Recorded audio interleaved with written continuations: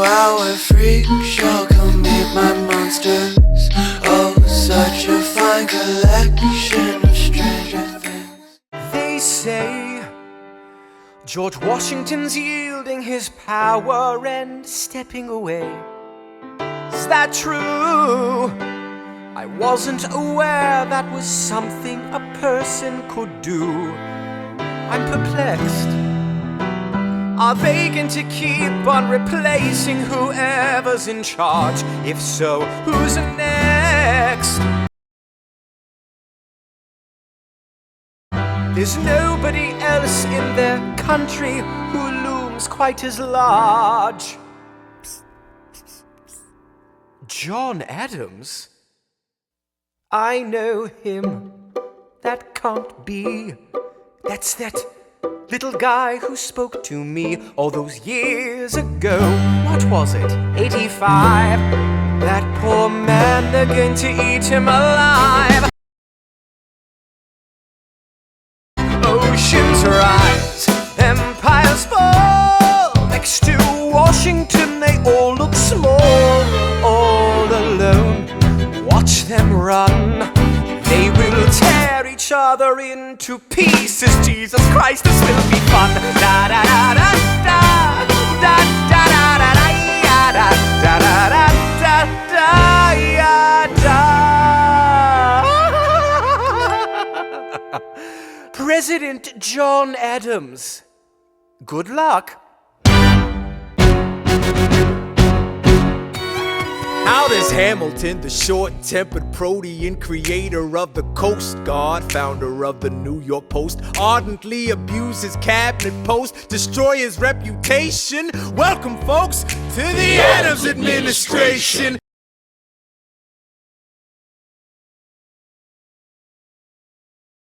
Jefferson's the runner-up, which makes him the vice president. Washington can't help you now, no more Mr. Nice President. Adams fires Hamilton, privately calls him Creole bastard in his taunts. Say what? Hamilton publishes his response. Sit down, John, you fat mother.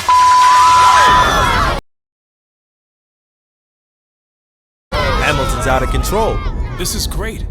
He's out of power, he holds no office, and he just destroyed President John Adams, the only other significant member of his party. Hamilton is a host unto himself. As long as he can hold a pen, he's a threat.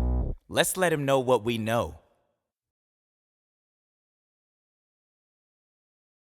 Mr. Vice President, Mr. Madison, Senator Burr, what is this?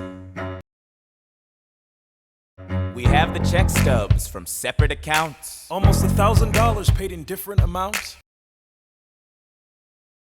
To a Mr. James Reynolds, way back in 1791. Is that what you have? Are you done? You are uniquely situated by virtue of your position. Though virtue is not a word I'd apply to this situation. To seek financial gain, astray from your sacred mission. And the evidence suggests you engaged in speculation. An immigrant embezzling our government funds.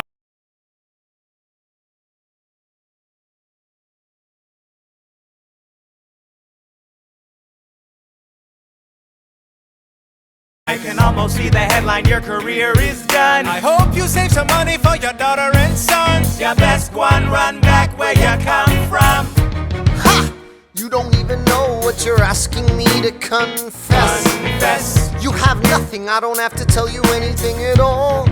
Unless if I can prove that I never broke the law, do you promise not to tell another soul what you saw? No one else was in the room where it happened. Is that a yes? Yes.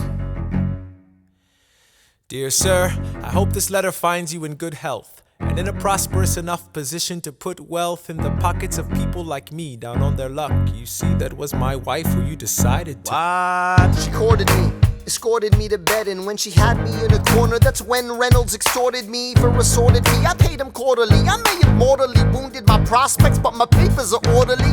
As you can see, I kept a record of every check in my checkered history. Check it again against your list and see consistency. I never spent a cent that wasn't mine. You sent the dogs after my scent, that's fine.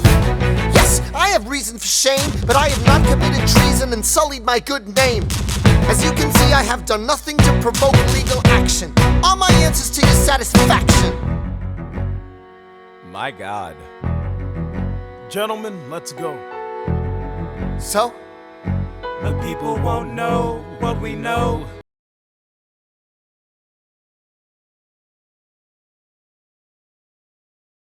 Burr, how do I know you won't use this against me the next time we go toe-to-toe? Alexander, rumors only grow.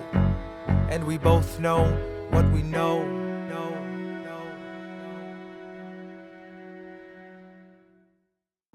In the eye of a hurricane there is quiet for just a moment.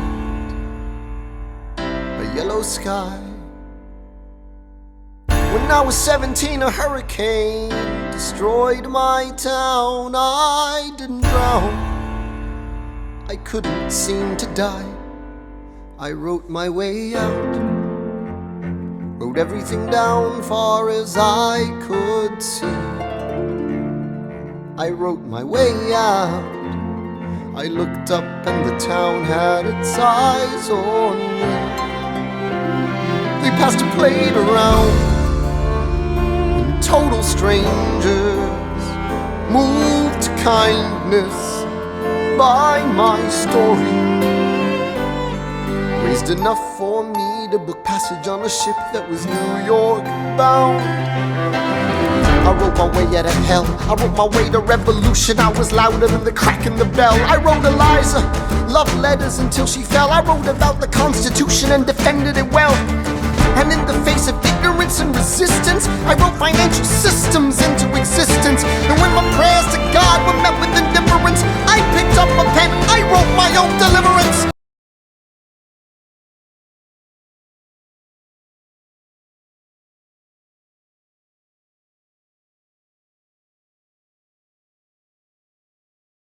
In the eye of a hurricane there is quiet for just a moment. Yellow sky. I was 12 when my mother died. She was holding me. We were sick and she was holding me. I couldn't seem to die. Wait for it, wait for it, wait for it. I'll write my way out. Wait for it, wait for it, wait. Write everything down far as I can see. I'll write my way out. Overwhelm them with honesty.